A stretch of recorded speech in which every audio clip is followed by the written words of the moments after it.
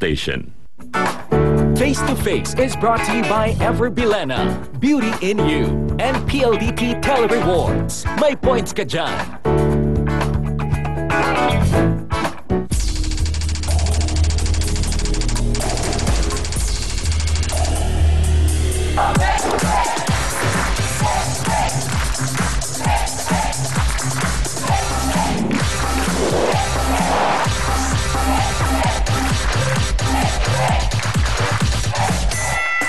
Nag-iinit na usapan, matikabong bangayan, diskusyon na may resolusyon sa kauna-unahang talakserye sa telebisyon. Face to face na with pambansang kapitana, Miss Ami Perez. Kamusta sa lahat ng ating mga sausawera at sausawera? Handa na po ba tayo sa talakan? Saan ba kayo? Sa pula o sa puti? Sa Hurayan, ready na rin ba? Hot na hot ng ating mga kapatid sa pula. Kayo, Hans, kamusta? Ay, naku siya, unti-unti na rin nag-iinit. Sausawa na! Saan ba tayo? Oy! Face to face na! Kaibigan ba ngayon ay solusyonan? Sinong sisipa mo? Sinong ngingiti? Ang mga problema? Huwag mong talikuran. Harapin mo, face to face! Hello mga kapatid! Happy morning, Philippines! At muli na naman tayong magsasama-sama sa loob ng isang oras. Siyempre, maraming mga pangyayari at siyak, nabubulaga, magpapayak at maari ring magpatawa sa ating lahat. Alam niyo naman dito sa aming programa, talagang iba-iba ang pwede ninyong maramdaman sa loob ng isang oras lang, di ba? Wala pong kasiguruhan kung anong mangyayari, pero tinitiyak namin sa inyo na may maganda tayo pare-pareho na mapupulot, sa pagtutok na lamang sa aming programa. At isa nga sa mga dahilan kung bakit naman mas talagang pinagbubutihan namin ang bawat episodes na ipinalalabas para sa ating mga solid sausaweros dyan. O, ito naman, ang ating kapatid mula sa ating fanpage sa Facebook.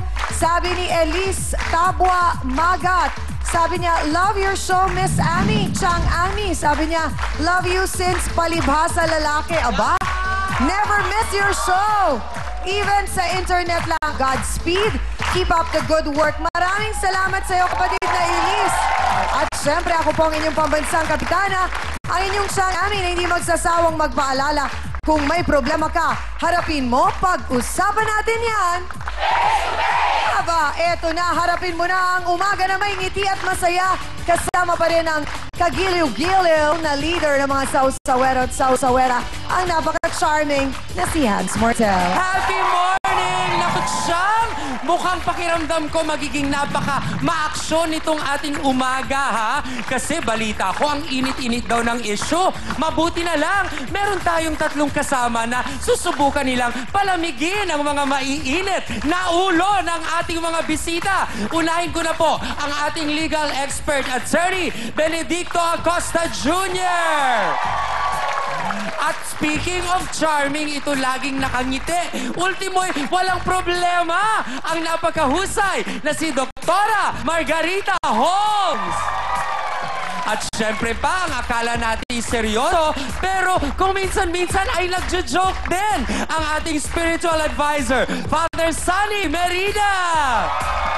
Mga kapatid, syempre sila ang ating trio tagapayo. Nasabi ko na dyan kanina na mukhang magiging maaksyon. Kasi ba naman, totoo ba itong nabalitaan ko na lumuwas pa siya para manghunting?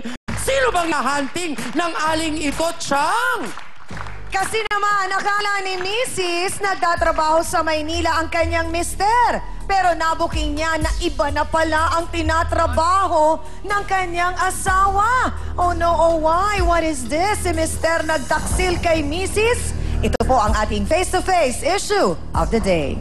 Buong akala ni Aling Veronica ay naghahanap buhay sa Maynila ang asawa niya. Hindi na pa napapadala ng pera. Nalaman ko sa pamangkin ko, may kabit pala dito sa Maynila. Yung babae, may unang asawa pala. Hiniliwalayan na yung asawa niya, nakikasama ng tomboy. Kasalanan ko ba na mahulog ng asawa niya sa akin? Wala akong magagawa kasi matanda na siya. At sa panahon ngayon, alam nga naman pipili ka ng bata kung hindi ka naman kayang buhayin. Wala akong pakalang sasabihin ng mga tao sa akin. Makapal mukha mo na babae. Oy, nako, matanda ka, Veronica. Wala akong pakialam sa'yo. Wala ka ng asim. Face off na ni Mrs. at ni Proud Kulasisi. Magkakaalaman na dito lang sa Face to Face. Mga kasawsawan, napakasakit daw nang malaman niya kung kailan daw sila tumanda pa. Ay tsaka naman nagkaroon ng kalukadidang, naku naman, ang kanyang asawa. Kaya naman po mula Cagayan Valley ay lumuwas po siya upang mapaliwanagan at malaman kung ano nga ba ang nangyari. At ano ang kanyang mga natuklasan. Narito po si Aling Veronica Dayag. Pasok!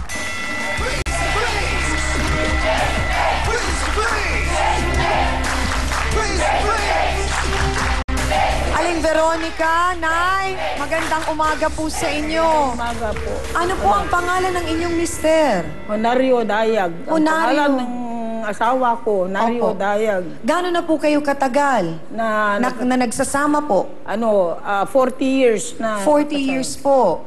Opo. Ang sabi po niya sa inyo, pupunta siya dito ng Maynila para po siya ay makapagtrabaho. Opo. Kailan Opo. po siya umalis noon sa Cagayan? Tanda po ba ninyo kung anong taon? Madadalawang taon na umalis na doon sa Cagayan. Okay po. Nagpunta dito, nagtatrabaho. Nakakapagpadala naman po ba ng pera sa inyo? Wala. Hindi po. nagpapadala. Ilan po ang anak ninyo? 5. 5. May mga pamilya na po sila? Meron na. Sino po Meron ang na. kasama ninyong lumuwas dito sa Maynila? Mag-isa lang po kayo? Opo. Ah, okay. Nagkita na po ba kayo ng inyong asawa? Hindi po. Hindi kami nakikita. Hindi po kayo nagkita Hindi pa. kami nakikita. So, nakumpirma na po ba ninyo na talagang may babae? Siguro, makikita yung pamangkin ko na doon na mag-video, mag-inuman, Ah, ganyan. okay. Oh, yun. At sa loob po ng 2 taon, hindi nagpadala ng pera. Hindi na napapadala Alam po ba ng ng mga anak ninyo na lumuwas kayo ng Maynila para hanapin ang mister Hindi nyo? ko na sinasabi na Bakit napunta po hindi ako. kayo nagpaalam? Paano na? Siyempre, para malaman ko kung totoo na may babae dito sa Maynila. Yun na, hindi ko na napaalam. Para, So, hindi pa ho ninyo siya nakakausap? Hindi po. Hindi Oo. kami nag-uusap. Hindi naman napagpakita sa akin. Oho. So, ni minsan, hindi ho nagpadala ng sustento sa inyo? Siguro, na sa babae na. Ibibigay niya sa babae na. So pakiramdam po ninyo, ang pera ay binibigay lahat doon sa Oo babae? nga, siyempre. May alam po ba kayo kung sino yung babae? Wala po. Na May ideya po kayo kung sino yung babae? nakikasama na. Oho, nakasama po niya. Yun na, taga San Lazaro. Dati po ba may naging problema kayong ganito ng inyong asawa? Opo. Dati na ho siya nabababae? Oo, dati doon sa Cagayan. Sa Cagayan po? Ilang beses niyo na pong nahuli? Yun na, mahuhuli ko, pero baliwala na sa akin. Pinapatawad po Oo, ninyo. pinapatawad Bakit po niyo siya laging pinapatawad? Siyempre, yun ang magustuhan na Baka yan ang kaligayahan na. Yung mga babae. Yun na pinabayaan ko. Si Tatay Honorio po ba ang inaasahan ng buong pamilya ninyo? O meron naman po kayong trabaho sa Cagayan? Hindi, nagsasaka kami lang. Magtatanim meron kami po ng kayong, balay. Oo, Doon meron sa- kayong taniman. So, nung una, hindi naman po kayo nagtaka na hindi siya nagpapadala. Hindi, magtawag ako sa kanya na mapadala ng pera. Oo. Sabi niya sa akin na dito sa Manila, siyempre, mabayad ng upahan. Ganyan, mabayad ng Sinasabi ilaw. marami siyang gastusin, kaya hindi nakakapagpadala. Mabuti dyan. Bakit hindi na lang siya umuwi? Tama nga naman si Hans. Bakit hindi na lang ho siya umuwi pala ng Cagayan kung marami daw gastusin? Ayun nga, siyempre, maghanap ng pera dito para sa babae, para sa kabit. Ganyan. Yun. Yun na. Kawawa naman si Na. Mami. Mga ka-face-to-face, sa unang pagkakataon, makikita po ni Aling Veronica ang sinasabing kulasisi di umano ng kanyang mister. Aba, teka muna. Tanungin muna natin kung siya yun at kung totoong talagang kung totoong pumatol siya sa may sabit na. Narito po, si Aling Irma Datul. Pasok!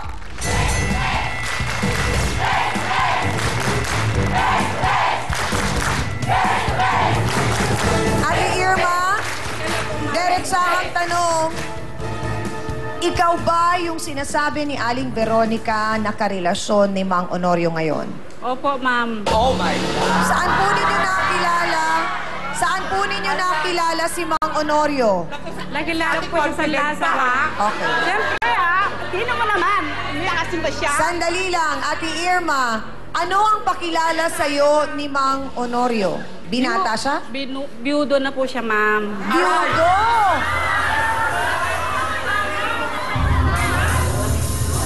So nagsinungaling si Mang Honorio. Narinig mo ba ang sinabi ni Aling Veronica? Sila ay nagsasama pa 40 years na silang nagsasama at may 5 anak. buhay na At I don't care naman kung nagsama sila ng 40 years. Sa tingin niyo ba naman, di makagusto asawa niya sa akin? Saka wala akong pakalam sa kanila. Ate Irma, uminom ka ba ng kape ngayong umaga? Nagkape ka? Ha? Hindi, ma'am. Ah, hindi ka ba nagkakape? O, bibigyan muna natin ng kape si Ate Irma dahil parang proud na proud pa siya.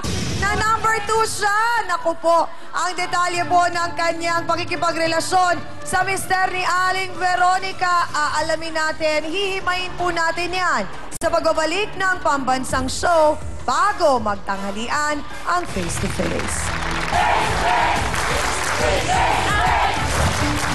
Ngayong panahon, ma'am, hindi na kailangan ng bata, gwapo. Doon sa matanda, may tatay ka na, may asawa ka pa, mabait, pera ka. Walang mukha mo, hindi mo inisip na may nagugutom sa probinsya na matanda? Yak!